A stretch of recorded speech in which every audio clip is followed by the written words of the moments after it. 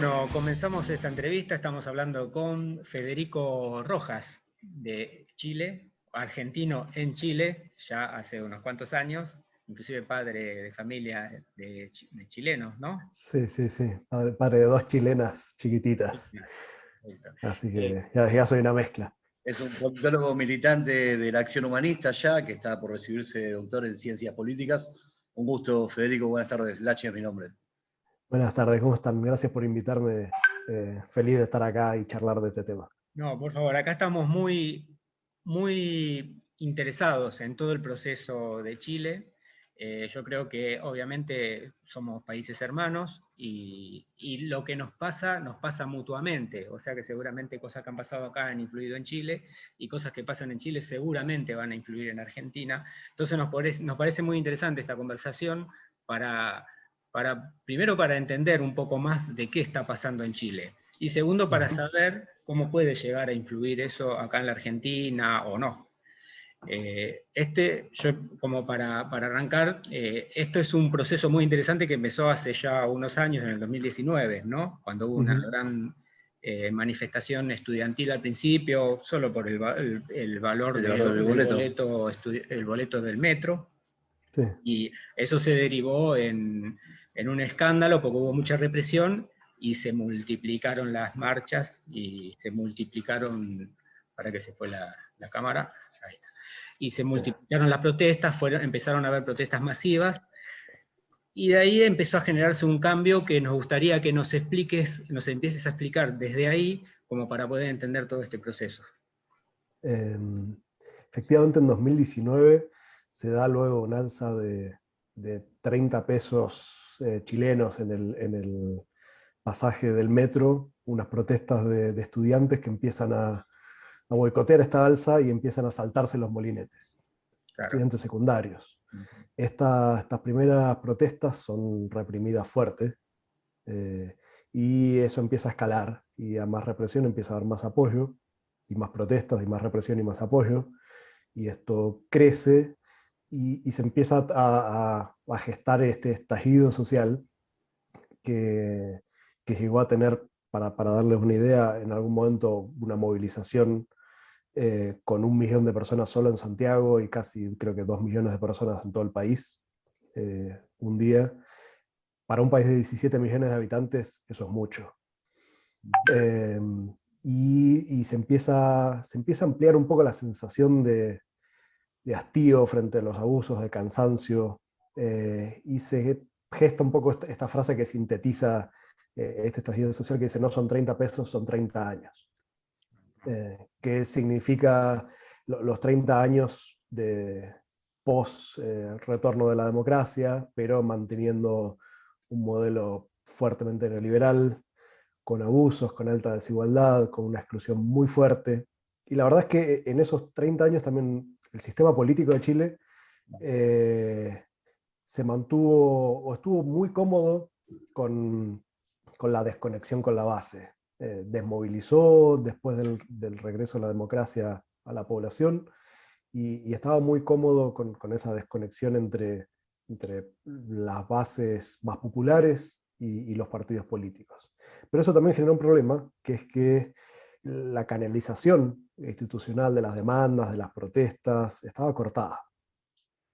Entonces, hacia 2006 y en 2011 se repite esto, empieza a haber chispas de gran movilización social que no logran canalizarse, y es una tensión que se acumula y se acumula en el tiempo, y en algún momento en 2019 estalla.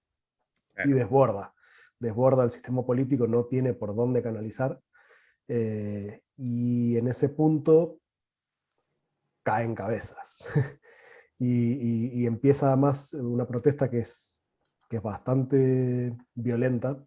Se queman en algún punto estaciones de metro, varias. Hay protestas muy descentralizadas en toda la ciudad y en el país también. Y creo que la dificultad para entender esto es que no hay liderazgos, no hay una organización ni alguna cara que logre dirigir esto. La verdad es que quienes lo intentaron les fue bastante mal. Y esto se mantuvo hasta que el 15 de noviembre, esto es el 18 de octubre, el 15 de noviembre, a las 2 y tanto de la mañana, se llega a un acuerdo en el Congreso entre diferentes fuerzas políticas para cambiar la Constitución, que se plebiscita, entonces... Disculpame, o sea, ¿eso era un reclamo de la movilización popular o surge como una forma de respuesta para alivianar la cosa? Creo que lo segundo que decís es una forma de respuesta, estaba dentro de los reclamos, no era lo principal. Lo principal era una suerte más, un hastío más económico contra el sistema de AFPs, de administradora de fondos de pensiones, que es el equivalente a las AFJP Claro. de Argentina, eh, contra, contra cierta sensación de maltrato. Para darles una idea, la semana previa al estallido, Piñera había dicho que Chile era un oasis dentro de Sudamérica. Acá nos atormentan con el ejemplo de Chile, digamos. Claro. Bueno, Claro. no era ni es un oasis, lejos está Claro. de serlo. Claro. Semanas previas también el ministro de Salud, si no me equivoco, había dicho que la gente, si quería tener turnos en el sistema público de salud, tenía que levantarse más temprano, que iban a socializar y que igual la gente lo pasaba bien cuando iba a las 5 o 6 de la mañana para esperar un turno. Y así siguiendo, hubo varios maltratos en un momento que parecía ser bastante álgido, y explota esto. La Constitución es parte de un reclamo más o menos histórico. La Constitución que vigente en Chile, más allá de que tuvo reformas, es la de 1980, es la de Pinochet. Tenía todo... ¿Esto de la movida de la Constitución es volver a poner lo que se había sacado en la época de Pinochet o son cosas nuevas? Cosas nuevas. El acuerdo al que se llega es... El Congreso se pone de acuerdo en plebiscitar si se quiere o no se quiere una nueva constitución. Es decir, lo que se llamó acá el plebiscito de entrada, para ver si se avanza o no se avanza en ese proceso. Eso fue hacia fines del año pasado, y gana la opción por el apruebo, es decir, por cambiar la constitución por un 80%, 80-20, es decir, hay un apoyo mayoritario. Y se acuerda en el Congreso dos cosas extra. Que este proceso, si es que se inicia, tuviera lo que se llama una hoja en blanco, es decir, que partiera, entre comillas, de cero para la nueva constitución, respondiendo a lo que me decía, y que los acuerdos que se tomaran tenían que ser por 2/3. Ese punto fue criticado en algún punto porque se parecía muy, muy alto. Claro, parecía un chiste. En definitiva, el temor era que con un solo tercio la derecha vetara cualquier avance que se quisiera. Entonces, de ahí que toda esta elección que hubo ahora este fin de semana pasado estaba muy centrada en si la derecha sacaba o no sacaba un tercio. Claro. Si tenía un tercio o más de un tercio, podía vetar cualquier cosa sin discutir. Si no estaba de acuerdo, no quedaba en la nueva constitución. Que podía trabar todo el proceso. Sí, no sé, Exactamente. Claro. Se hace cuenta que no pasó Sí. nada. Era En eso. algún punto, hace 2 semanas aproximadamente, un poco más, se empieza a haber un rumor de que a la derecha le iba a ir mal, de que estaban asustados con el resultado, pero la verdad es que las proyecciones electorales que habían no decían eso, y había muy poco dato, primero porque era una elección que nunca se había hecho antes, porque las encuestas no se podían hacer cara a cara por la pandemia, porque no se sabía cuál iba a ser la participación, porque acá el voto es voluntario. Claro. Entonces era muy difícil proyectar, y las proyecciones que había le daban a la derecha más de un tercio. Le daban 38% de los escaños, de los convencionales, 40 incluso, un poco más también. Estaban usando la técnica de Macri, o sea, decir que están arriba para asustar a la gente y que le sigan poniendo plata a las empresas para mantenerlo arriba. Sí, claro. Esa técnica se usó acá en las últimas elecciones también. Sí, sí, el voto triunfalista también, ¿no? Claro. Y dentro de todo había como una suerte de voto útil, de defender. En esta elección había además 3 elecciones más en simultáneo, entonces era una elección complicada en términos, acá se vota con una papeleta única, donde uno marca dentro de una lista una preferencia individual. Uno marca, suponte, en una lista, en este caso, Acá se elegían 155 convencionales, que usan la misma división por distritos que la Cámara de Diputados. Con algunas diferencias, que igual son importantes. Pero los distritos eran entre 3 y 7 convencionales, 7, 8 convencionales cada uno. Con un sistema DOM proporcional, igual que el que surge ahí, pero con algunas correcciones. Entonces, el punto es que no se sabía cuál iba a ser la participación, y a los Porque hay que independientes... aclarar que allá el voto es optativo. Lo dijo Néstor, Optativo. es voluntario. Es voluntario, perfecto. Sí. Y el punto es que era una elección que se hacía en 2 días, que era la primera vez que se hacía así, como para descomprimir un poco por la pandemia. Había desconfianzas respecto de qué iba a pasar en la primera noche, quién resguardaba los votos. Finalmente hubo los apoderados, que son como los fiscales, pudieron dormir en los colegios, Mundiales. al lado de las urnas. Disculpa que me río porque eso es mundial, eso pasa en todos lados. Y claro, la gente decía, van a estar los milicos cuidando los votos. Claro, ¿Quién asegura? Entonces mucha gente no fue a votar el primer día por la desconfianza de qué podía pasar en esa primera noche, y fue a votar el domingo, no el sábado. Entonces, había mucha incertidumbre. Y había elecciones municipales, había elecciones de alcaldes y de concejales. Chile es un país unitario, dividido en 350 y pico de comunas.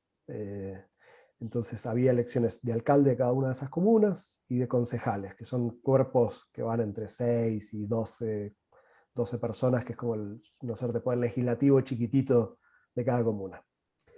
Y había elección de gobernadores regionales, que es una figura, no se imaginen a los gobernadores argentinos, imagínense un gobernador argentino, pero sin manos ni piernas.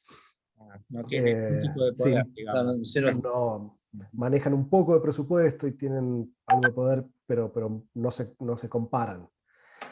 Entonces había varias elecciones, era una elección complicada, y la participación fue parecida, la verdad, fue baja, un 43%. Muy bajo.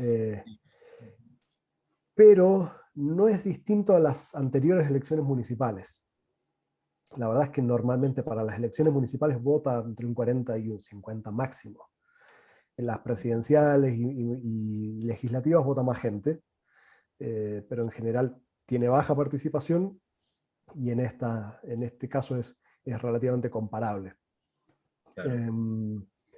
Entonces se da un escenario muy, muy incierto en general. Y se da este resultado, que empieza hacia las 8 de la noche del domingo 16. Empiezan a haber algunos resultados, ni siquiera boca de urna, porque no estaba permitido, pero sí empiezan a verse los primeros resultados con una tendencia que era rara. Era rara y era interesante. Entonces estaba todo el mundo cauteloso, diciendo, no, esto puede cambiar en cualquier momento, es una tendencia inicial, depende de dónde vengan los votos. Pero esencialmente había varias sorpresas. Uno, que la derecha estaba obteniendo poco más del 20% de los escaños. Muy poco, muy por debajo. Segundo, que la ex Concertación, que vendría a ser como una centro-izquierda un poco lavada, estaba obteniendo bastante menos de lo que esperaba. Proyectaban tener un 40% de los escaños y estaban obteniendo menos de un 20%, creo que 18, 17%. Y a su vez era superada la ex Concertación por el Frente de Izquierda, que era Partido Comunista más Frente Amplio, que son en total como unos 7 partidos, más algunas otras fuerzas, que era una coalición que la estaban dando por muertas hacía pocas semanas. Venía con dificultades sin embargo, y hasta ahí llega un poco lo que podríamos decir a la política que existía hasta ese momento. La gran sorpresa es que todo el resto de la convención son independientes. Mira.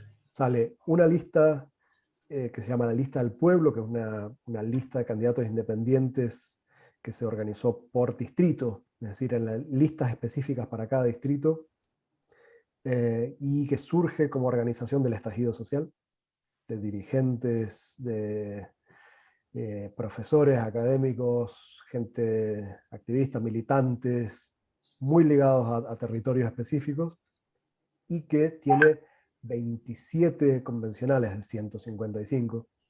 Mira. Sale otra lista, que es la lista por la nueva Constitución, que agrupa un movimiento que se llama Independientes No Neutrales, que estaban haciendo campaña por la nueva Constitución desde antes. Es una suerte de como lista progresista más peinada, ¿no? Más ordenadita que la Lista del Pueblo. Diría, se autodefinen como ciudadanos. Viene un poco en esa línea, un progresismo ordenado, ¿no? Pero claramente no es derecha. Claro. Claramente no es derecha. Y luego hay un conjunto de independientes que fueron más sueltos y que es difícil saber cómo se agrupan. A esto hay que agregar que había 17 cupos que estaban predefinidos para pueblos originarios. Esto nunca se había hecho antes, y ahí tenían cupos no solamente el pueblo mapuche, que es el mayoritario, sino también aymaras, cahuéscar, diaguistas, atacameños, yaganes, varios pueblos originarios que iban en una lista aparte. Ahí no se organizaban. Esos 17 lugares se los repartían entre estas Exactamente. ¿en proporción por cantidad? Por población. Por población, claro. Entonces había creo que 7 u 8 cupos para pueblo mapuche, luego aymaras y así siguiendo, diaguitas, hasta, por ejemplo, creo que los yaganes eran el más pequeño, que tenía varios cientos de personas solamente. Es decir, se logró una representatividad bastante alta, sobre todo considerando que antes no existía eso. Y se incorporó, digamos, otra de las particularidades de esta elección es que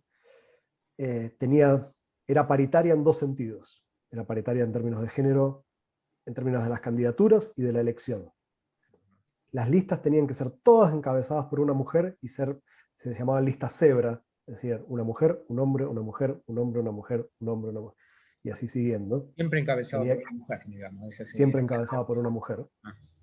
Y en el caso de que fueran electos, creo que más de un 50, si la proporción superaba el 55-45 para cualquiera de los dos lados, sí, había corrección por género, es decir, quienes resultaban electos no podía predominar ni hombres ni mujeres más allá del 55%.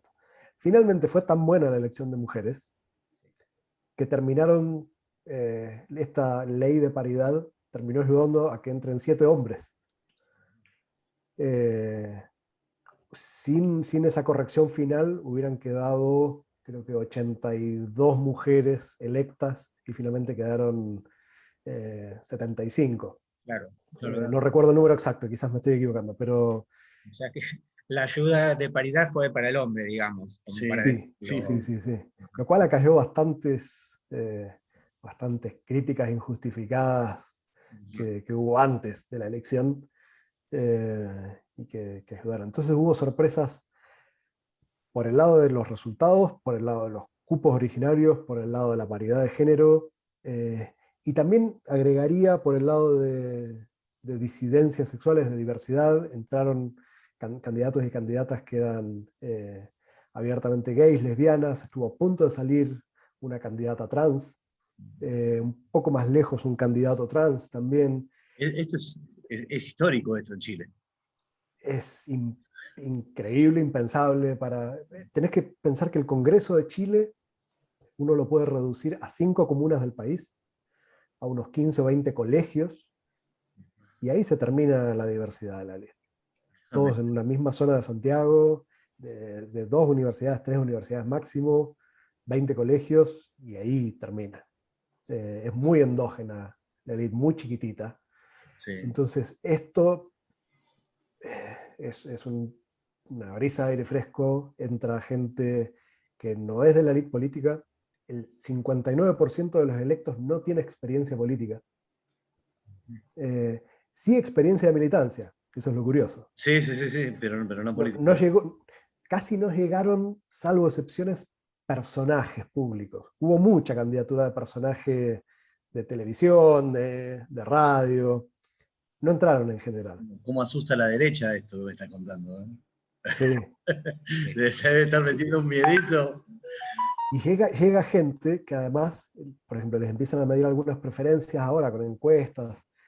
Y hoy justo más temprano estaba en un ping-pong, en una entrevista con alguien de derecha, que estaba aterrado porque no recuerdo qué porcentaje, pero creo que de los independientes el 90% está a favor de prohibir la inversión extranjera en áreas estratégicas de la economía.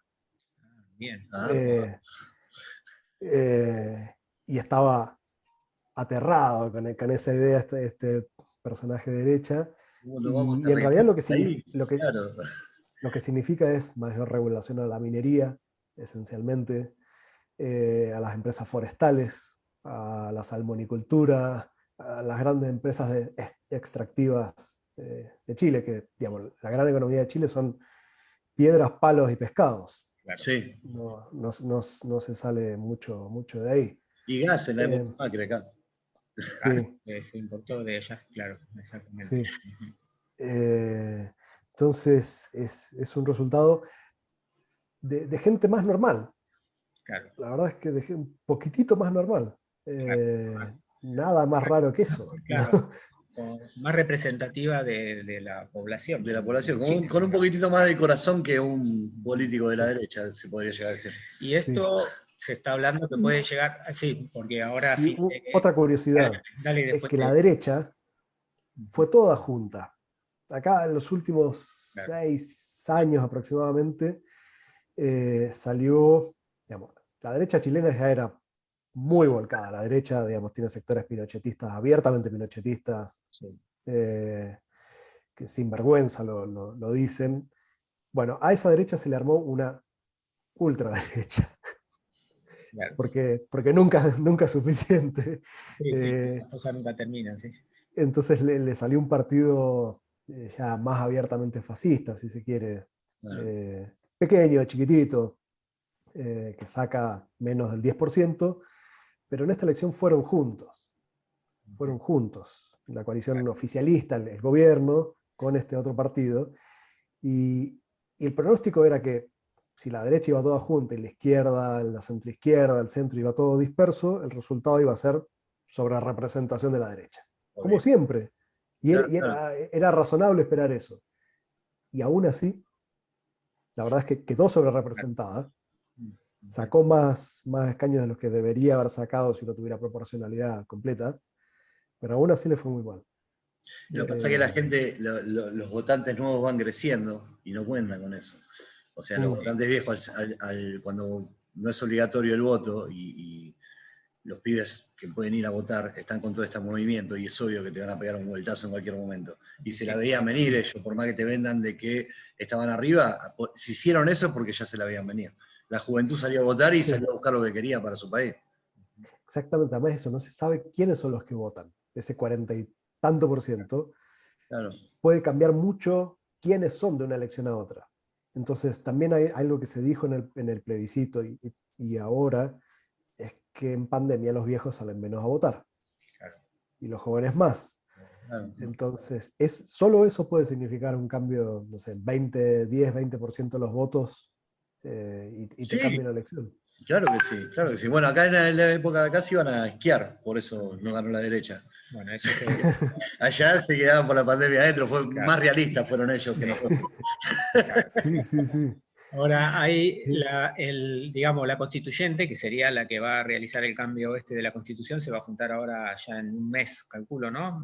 Creo que había escuchado.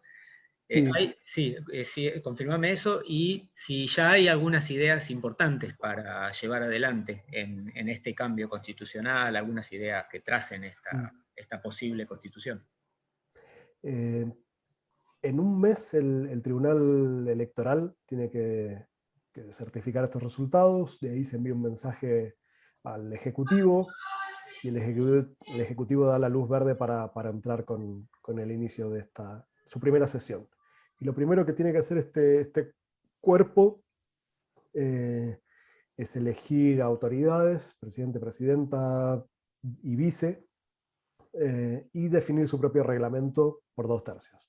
La elección de presidente y vice es 50+1, mayoría simple, y el otro no, es por 2/3, define su reglamento de funcionamiento y tiene un año para sesionar, y tiene que mandar un texto al Ejecutivo, y el Ejecutivo ahí creo que tiene 1 mes o 2 meses, 60 días para plebiscitarlo.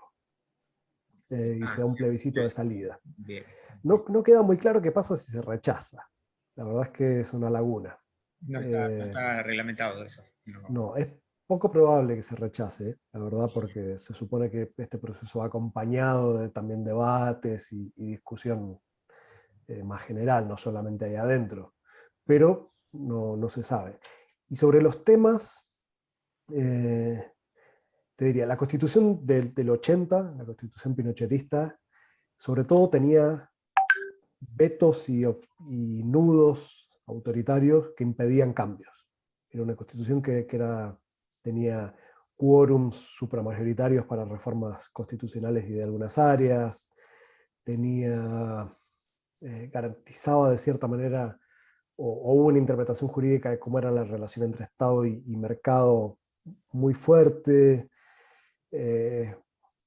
concentra mucho el poder en algunos cuerpos. Entonces, creo que la discusión se va a dar sobre todo por la relación entre Estado y mercado. Acá se dice que, digamos, la interpretación que se le da a la relación Estado y mercado es que el Estado es subsidiario de los privados. Es decir, solo actúa cuando los privados no pueden. Claro. No está con esas palabras en la Constitución. En la Constitución se dice que los cuerpos intermedios de la sociedad actuarán, y ahí donde no puedan actuar, el Estado se hace cargo. Y eso significa, en definitiva, que el Estado no se puede meter en muchos temas. Y con eso también se dificulta mucho el accionar del Estado en salud, en educación, en áreas estratégicas de la economía. Entonces, ese va a ser un tema. Sí, claro. Que además probablemente no quede incorporado en la nueva Constitución porque hay bastante consenso.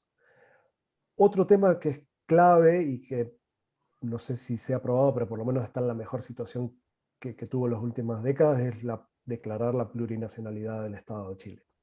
Opa. Es decir, de reconocer constitucionalmente los pueblos originarios y darles algún grado de autonomía.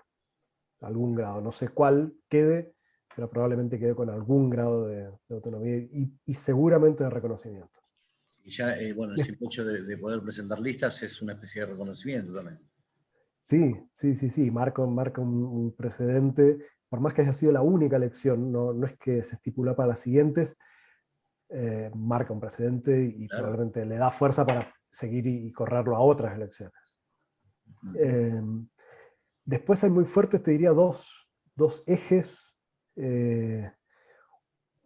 Hay agenda muy fuerte en términos de medio ambiente y de feminismo, para que sean reconocidos en la Constitución, o que tengan un enfoque ecológico y feminista.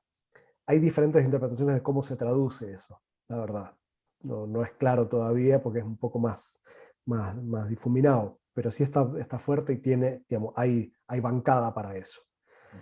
Y ahí te diría, hay una institución que probablemente cambie, que es el Tribunal Constitucional, que un poco actuaba en tándem con la Constitución de Pinochet para definir qué se podía cambiar y qué no. El Tribunal Constitucional acá podía tirar abajo leyes aprobadas por el Congreso, declarándolas inconstitucionales, y tenía como una suerte de iniciativa legislativa ahí para tirar abajo leyes, y así se modificaron muchas reformas interesantes y se declararon inconstitucionales. Este es un tribunal además que cada gobierno elige un representante, cada presidente que pasa nombra uno y sale otro. Entonces tiene una lógica binominal, es decir, siempre había alguien de la concertación y otro de la derecha, entonces es un tribunal fuertemente político. Es un tribunal de veto, básicamente, porque, Sí, claro, es eso. probablemente o tiene reformas o directamente desaparece. Claro. Y también hay propuestas para discutir si se pasa de un congreso bicameral a un congreso unicameral, cómo se distribuyen las regiones también, cuáles son, qué potestades hay. Hay propuestas de todo tipo. ¿Qué es lo que creo que puede llegar a pasar? Que al tener 2/3, y por más que hay un vuelco, si dijeras, hacia miradas más transformadoras, probablemente no haya tanto a lo que se llegue a acuerdo. Va a ser una constitución más chica que la que había antes, con más reconocimiento de derechos,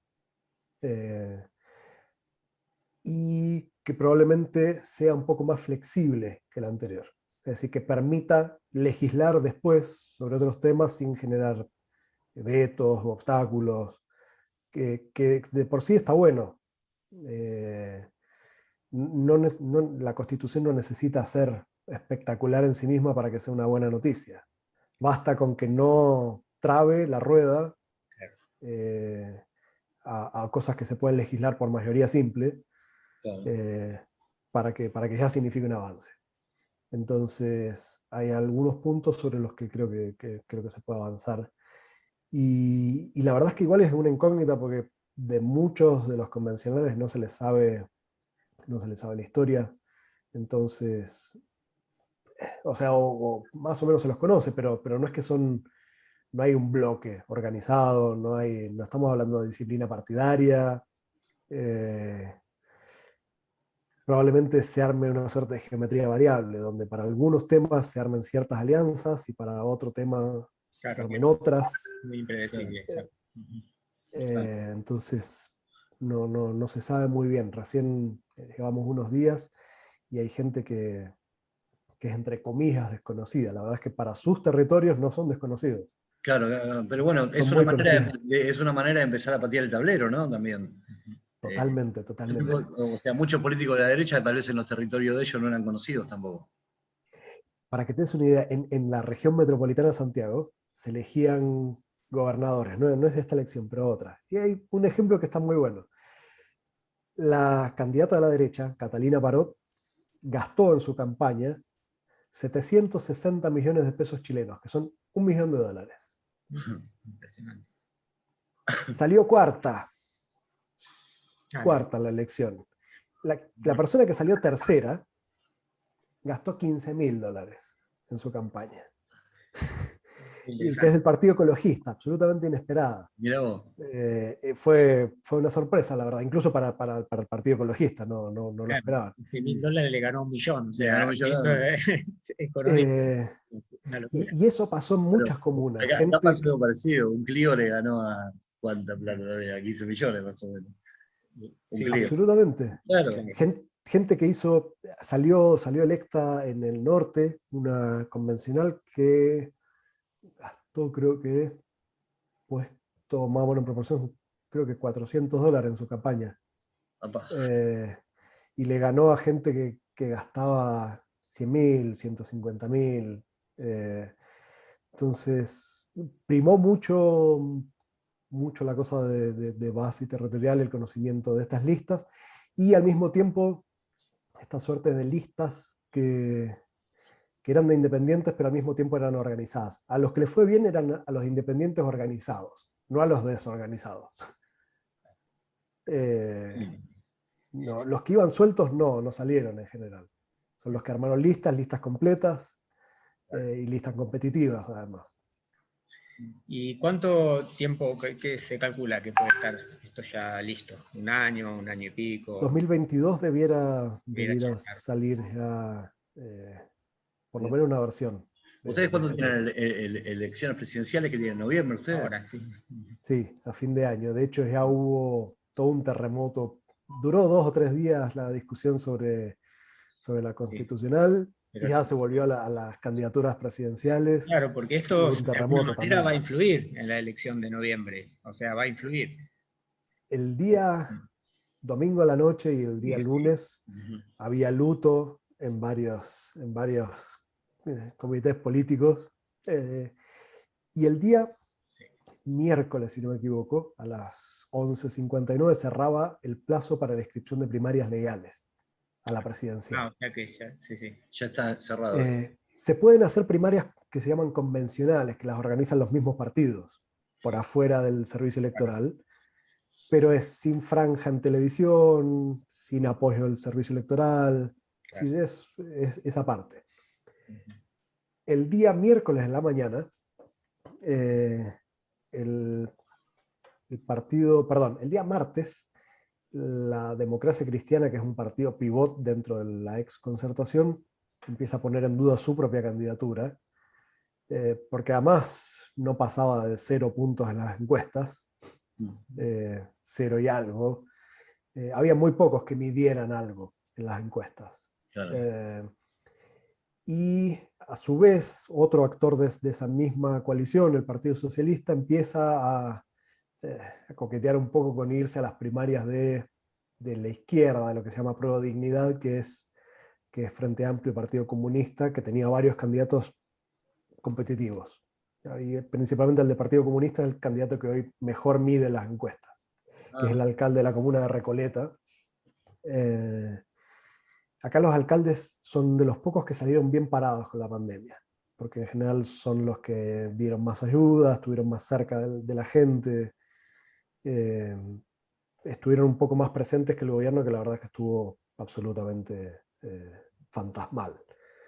Y intentó el Partido Socialista meterse, le aceptan entrar a esta primaria, pero a último momento intenta meter también a otros partidos de su ex coalición o de su coalición, que son un poco más turbios, tienen financiamiento empresarial bastante conocido, y no se les aceptó eso y finalmente no se dio esa primaria. Entonces se inscribieron por el momento 2 primarias presidenciales, esta de la izquierda, otra de la derecha, y quedó en un limbo como esta ex Concertación, porque no inscribieron la primaria, quedaron muy peleados hacia adentro, con vetos y traiciones.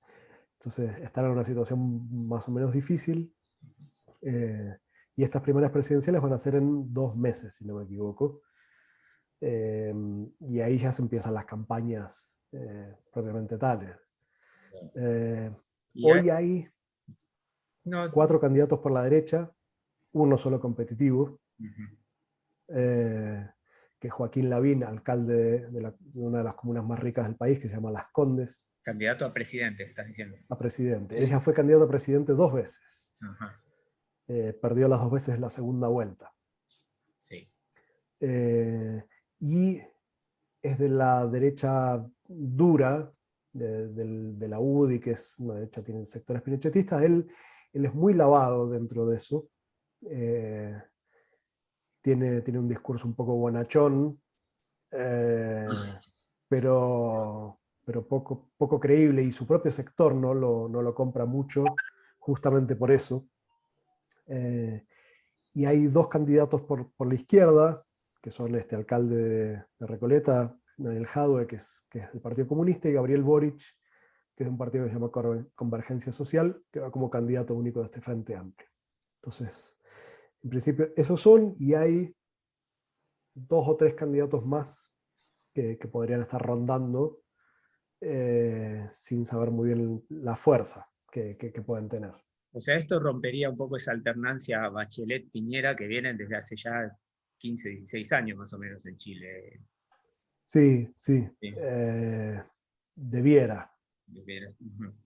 La verdad es que no me animo a dar por muerto a nadie de los tradicionales, porque son bastante camaleónicos, sí, y tienen muchas vidas.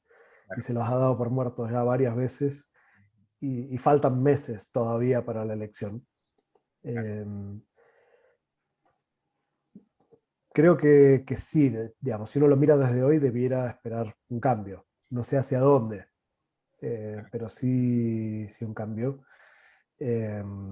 Más allá de lo que pasa en la constituyente. Sí. ¿Se espera que Bachelet se presente en esta elección o no se sabe? No. No. La principal candidata de ese sector es la ex vocera del gobierno de Bachelet, Paula Narváez, que fue, en algún momento había primarias dentro de ese sector, se fueron eligiendo algunos candidatos y varios grupos la levantan a ella como candidata.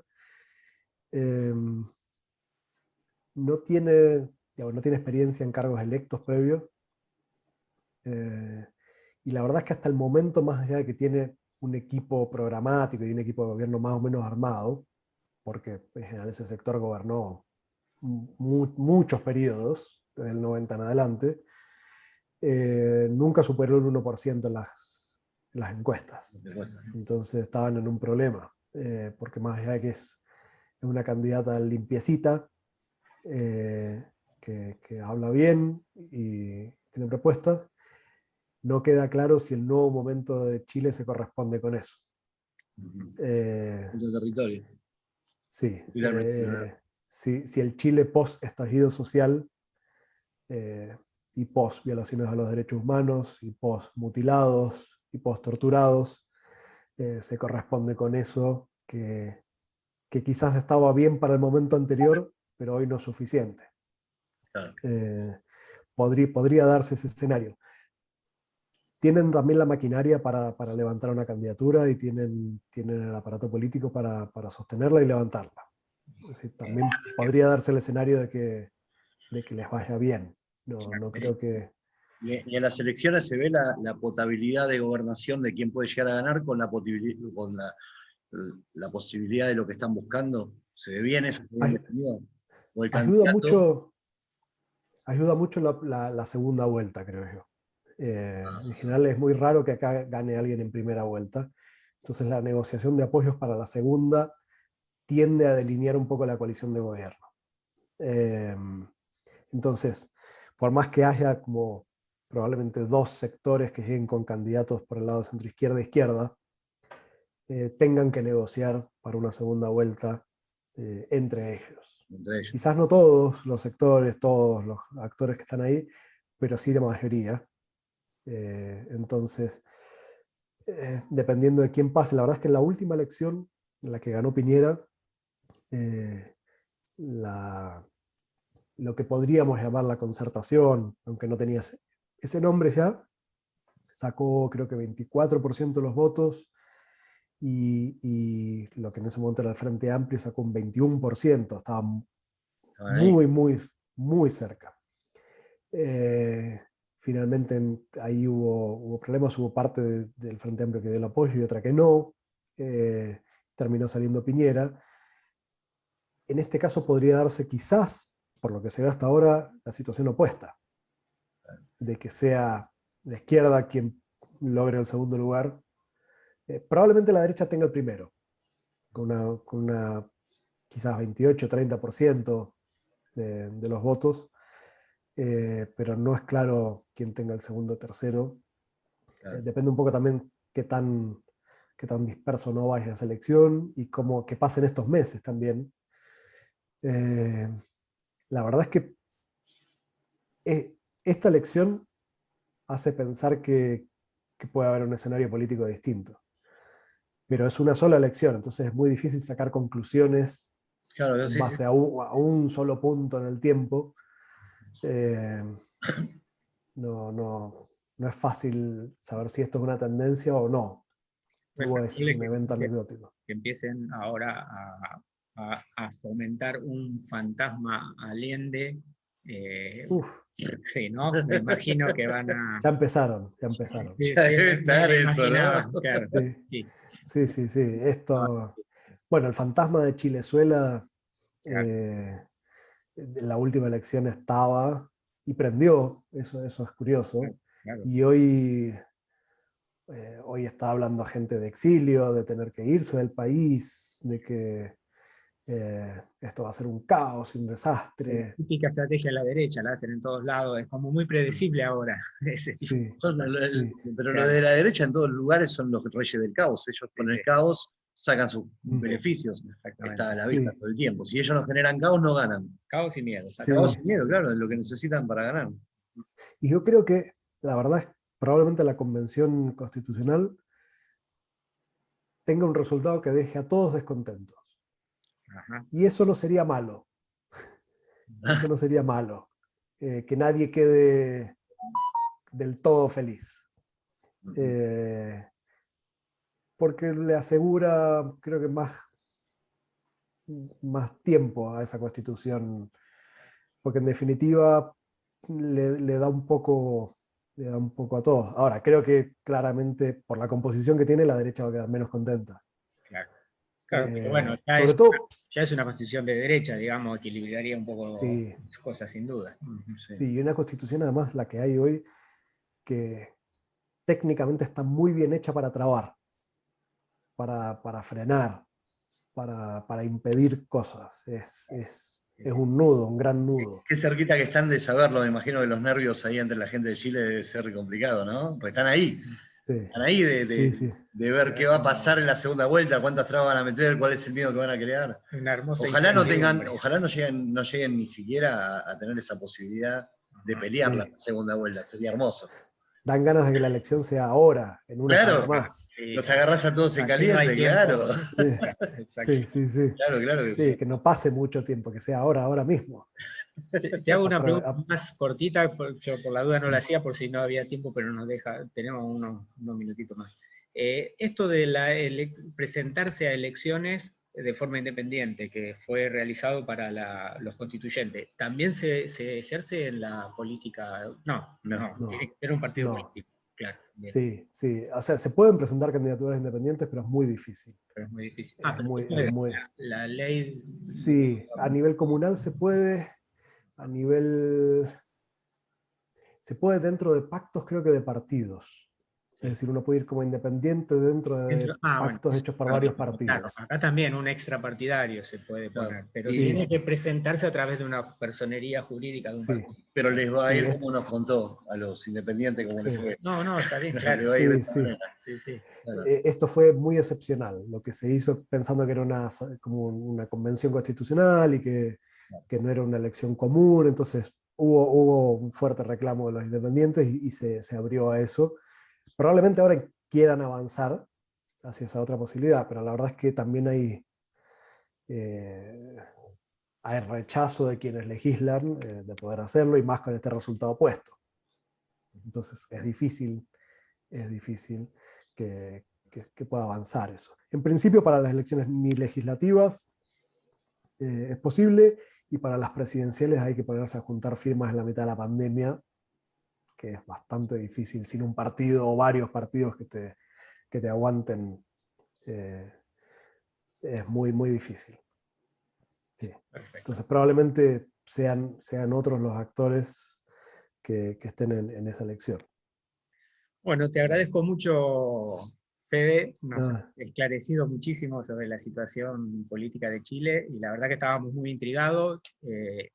Bueno, la idea sería que podamos seguir conversando en otro momento y ir siguiendo este proceso mutuo político que va haciendo nuestros países latinoamericanos, nuestra patria grande, como le dicen, ¿no? Dale, cuando quieran. Feliz de charlar con ustedes y de contarles cómo sigue.